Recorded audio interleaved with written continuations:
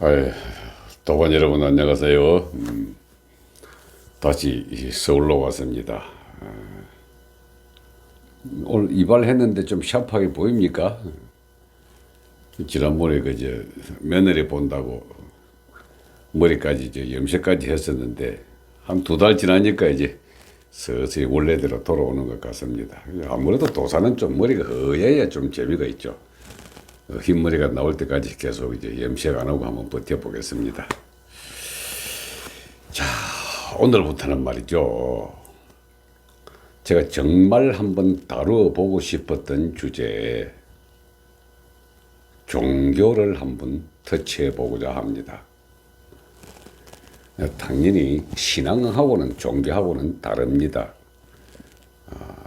신앙이란 말은 자기가 추구하는 바에 대한 믿을 신자에다가 우르를 앙자 아니에요. 그 신앙은 개인의 선택에 따라서 자기의 마음을 의지하는 곳이 신앙인 반면에 종교는 그냥 가르침을 따른다는 뜻입니다. 즉 종교를 창시했던 창시자에 대한 그 말씀을 가르침을 따른다는 게 종교거든요. 그래서 제가 이 종교를 한번 타치해 보고자 합니다.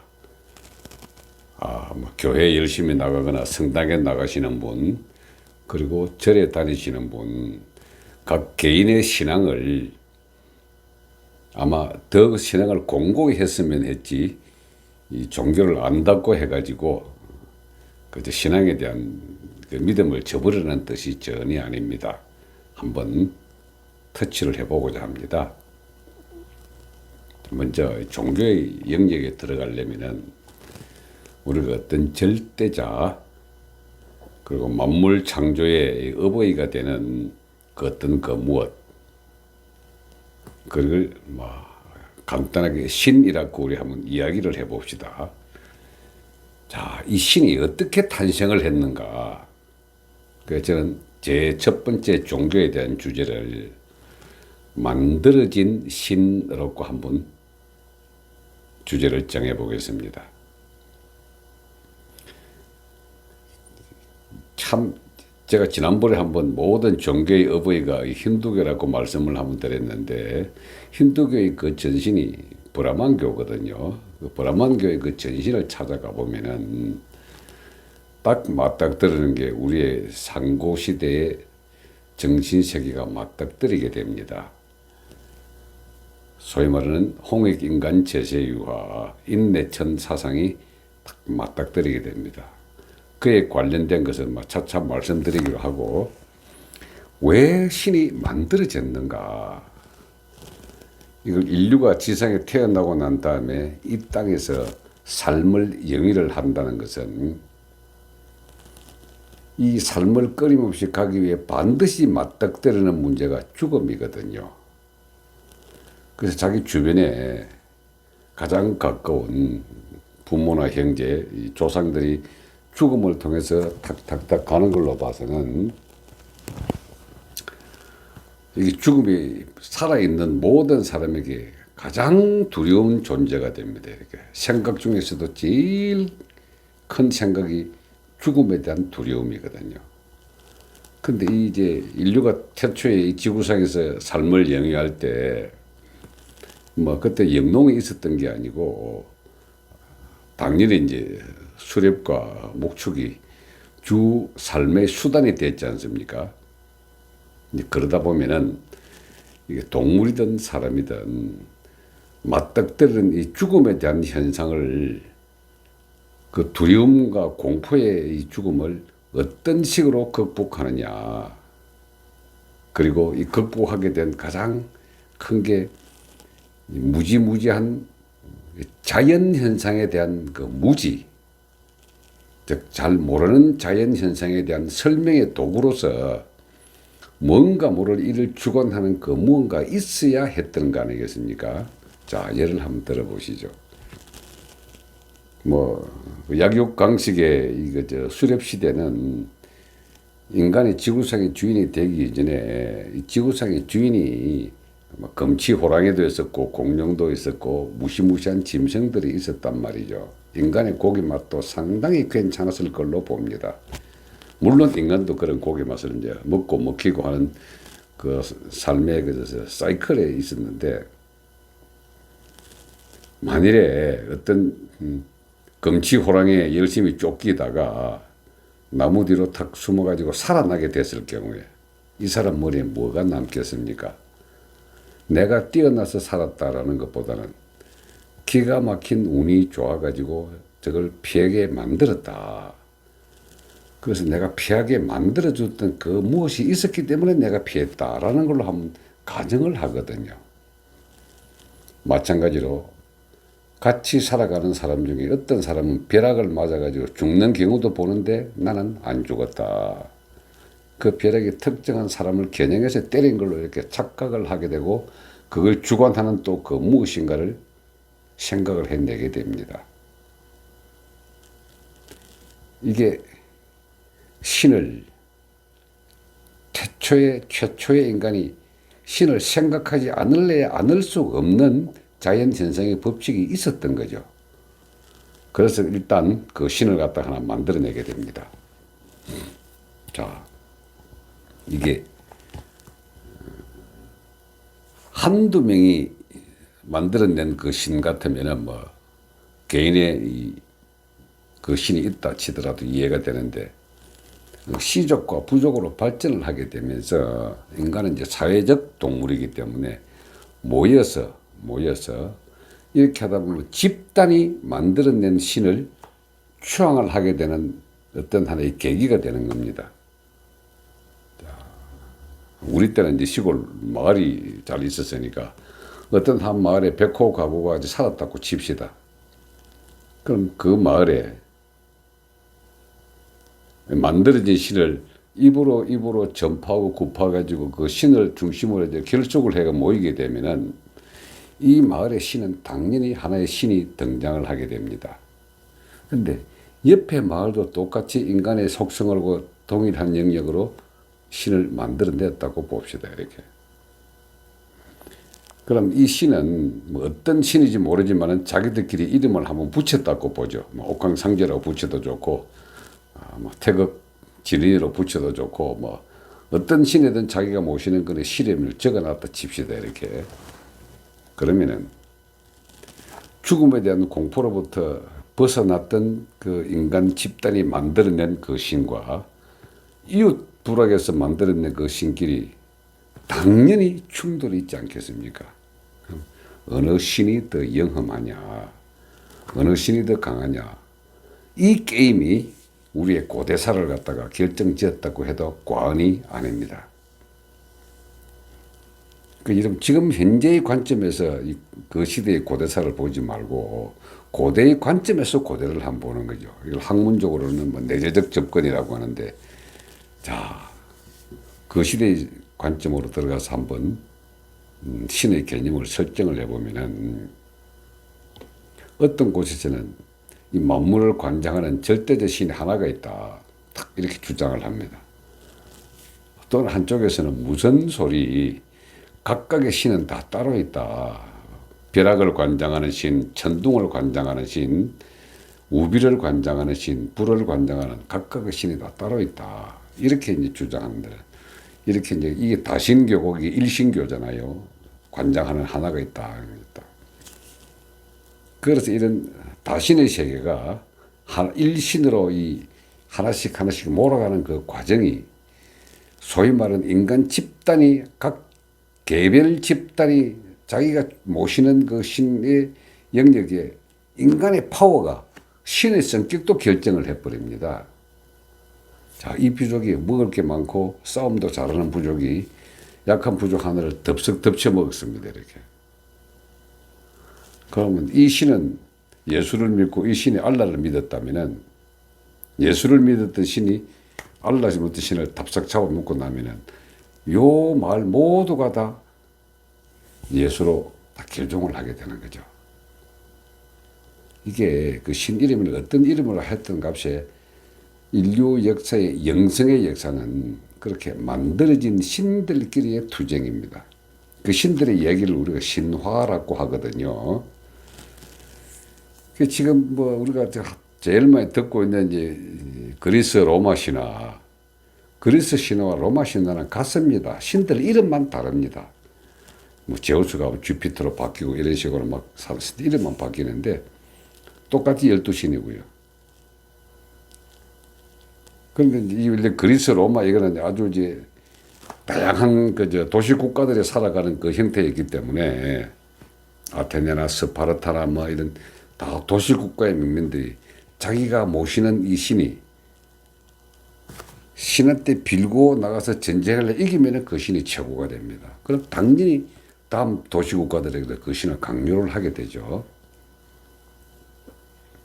이게 종교의 첫 시발은 궁극적으로 뭡니까? 힘센 놈이 만들어낸 그 신이 그 시대를 주관을 하는 겁니다. 그럼 그 신들의 이야기는 말이죠. 그 당시에 각종 신학자라고 일컬어진 고대는 물론 그런 사람들이 샤먼이었습니다. 무당들이었고 그것들이 점점 현대화돼가는 과정에서 학문을 갖다가 하는 사람들이 이걸 논리적으로 체계를 만들어 가지고 신에 대한 개념을 계속 집어넣게 됩니다. 그럼 그 뒤 다른 사람들은 학문으로 만들고 또 머리로 체험을 하고 감정을 하는 사람들에 의해 가지고 그 신이 점점 구체화된 초능력자로 둔갑을 하는 거죠. 이렇게. 이게 나중에 우리 예수의 이 기적과 권능에 대해서 제가 말씀을 한번 드리겠습니다만은 예수는 그 정도 초능력은 말이죠. 특정의 수행을 통한 의식 에너지의 활력을 할 수 있기 때문에 알게 됩니다. 우리 예수를 다른 말로 표현하면 큰 무당입니다.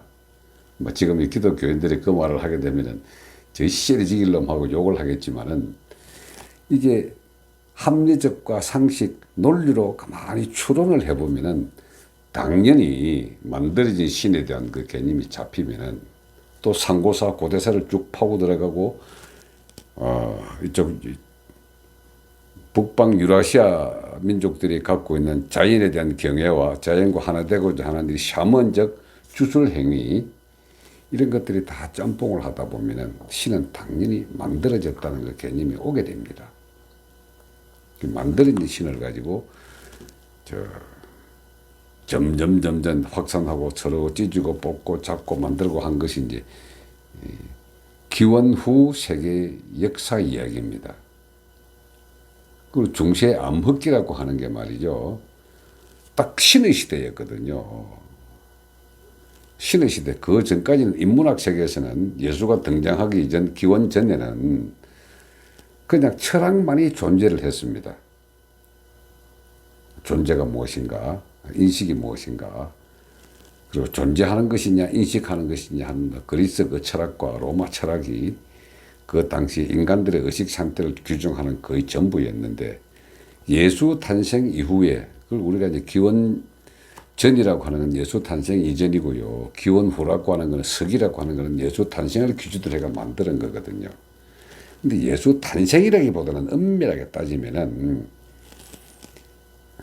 콘스탄티누스 황제가 기독교를 공인을 해가지고 유럽 전체의 이 신을 하나로 통일을 했을 때에 그 통일된 그 신이 소위 말하는 이제 여호와로 일컬어지는 구세주 하나님, 그 절대자 하나님, 구세주 하나님, 내 가슴의 하나님, 이게 삼위일체 사상 아닙니까?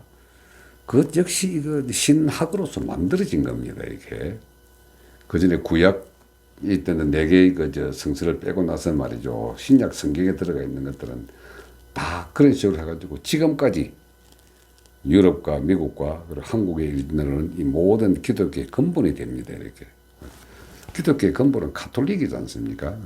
가톨릭이 이제 나중에 종교 개혁에 의해 가지고 루터나 뭐 저빙클리 이런 친구들이 유럽 사회에서 하도 이 종교가 타락을 하니까 기독교가 타락을 하니까 이런 신은 없다 해가지고 만들어진 게 이제 개신교거든요. 그 개신교의 주 신봉자들이 이제 북유럽 쪽이었고 가장 합리적인 사고방식으로 우리가 믿는 신화는 이런 것이다 했던 것이 이제 북유럽 국가들이었기 때문에 그 종교 개혁자들이 다 그걸로 도망가죠. 북유럽 쪽으로. 지금은 이제 네덜란드, 벨기에, 룩셈부르크 그런 데로 도망가가지고 그 사람들이 다시 이쪽으로 넘어오고 왔다 갔다 하다가 이제 미국으로 건너갔다가 그 청교도라 그러잖아요.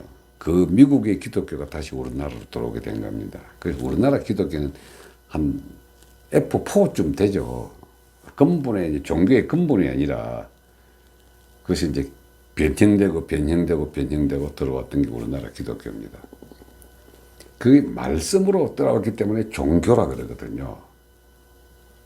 그런데 이게 이 종교가 이 거대한 믿음의 신앙 체계로 바뀌게 되는 것은 딱 두 가지입니다. 돈과 권력입니다. 권력이 있거나 돈이 있으면 이걸로 인해 가지고 모든 사람들의 생각을 지배하고자 만든 게 이제 종교거든요. 그래서 가르침을 따른다는 겁니다, 이렇게. 근데 이 만들어진 신 근본으로 한번 들어가 보게 되면 말이죠. 과연 그 시대의 인간들이 우리보다 훨씬 덜 못했을까요? 똑같았을까요? 저는 그때의 인간이나 지금의 인간은 이 뇌의 능력은 똑같다고 봅니다. 지금 우리가 훨씬 똑똑하다 천만에. 그때도 자연을 이해하고자 하는 노력은 엄청 강했고 인간 스스로를 이해하고자 하는 그 노력이 얼마나 강했는지 가장 우리가 배웠던 역사는 대부분 다 이제 이 세계사라고 하는 게 서구 중심의 유럽의 역사 위주였는데 동남아시아 역사는 하나도 공부 안 했잖아요. 태국이 어떻게 됐는지, 베트남이 어떻게 이어왔는지. 근데 말이죠. 캄보디아의 앙코르와트의 그 힌두교 사원을 한번 가보면은 그 당시 사람들의 뛰어난 의식과 사고 능력을 이해가 됩니다. 그뿐입니까? 그들과 똑같은 건축 양식을 가진 곳이 남북 아메리카에 있는 인디오 그 건축물들이거든요. 어찌 그리 똑같은지 모릅니다, 이게. 이 만들어진 신을 인간 세계의 정신적을 한꺼번에 통합시키는 구심적을 만들기 위해서 인간이 힘센 놈이 가진 그 권력, 그리고 그 권력을 생존하는 데 필요한 돈, 이 두 가지가 결합이 하게 되면은 그 신은, 만들어진 신은 엄청나게 대접을 받고 확장을 하게 됩니다. 이렇게 크게. 그럼 자연 현상과 인간이 갖고 있는 죽음에 대한 공포, 이 두 가지가 합해져 가지고 신을 창조해내고 만들어냈을 때에 인간의 이 의식 능력이라 무한대의 의식 능력을 가지고 있는 창조주 그 자체이기 때문에 이 신의 역할이라는 것도 그냥 그들에게 돌아갑니다. 내가 만들어낸 그 신을 믿음으로써 하게 되면은 그 신을 내한테 알려주거든요. 자, 우리나라 무당들이 그 신을 만들어진 자기가 모시는 신이 자기한테 알려준다고 해가지고 그 알려준 걸 다 맞췄을 때에 과연 만들어진 신이 알려줘서 그랬을까? 내 자신이 거기에 대한 완전한 믿음을 가지고 그렇다고 했을 때 펼쳐지는 사실일까? 그래서 우리가 신에 대한 개념을 알아야 되는 이유가 무한한 인간의 능력을 가지고 그 능력의 부분을 나와 연결시키는 매개체로 삼아가지고 신은 만들었다 하는 게 맞습니다. 만들어진 신입니다. 이 만들어진 신에 대한 개념을 딱 갖고 있으면 본인이 갖고 있는 종교적으로 가르쳐 내려온 가르침, 즉 말씀으로 전해져 내려온 경전, 이건 다 어디 뭐 코란이든 성경이든 불경이든 같습니다. 이게 내용을 거대한 큰 관점에서 한번 바라보자는 것이죠. 만들어진 신에 대한 이 상식적인 개념을 한번 이해를 하시고 나면은 그다음부터 이제 종교가 지금까지 역사적으로 변질되고 어떤 식으로 죄악을 저지르고 구원을 해왔는가, 이제 두 번째 강의는 다음부터 하겠습니다. 오늘은 제 첫 번째 강의, 종교에 대한 첫 번째 강의, 만들어진 신에 대해서 말씀을 한번 드려봤습니다. 네, 고맙습니다.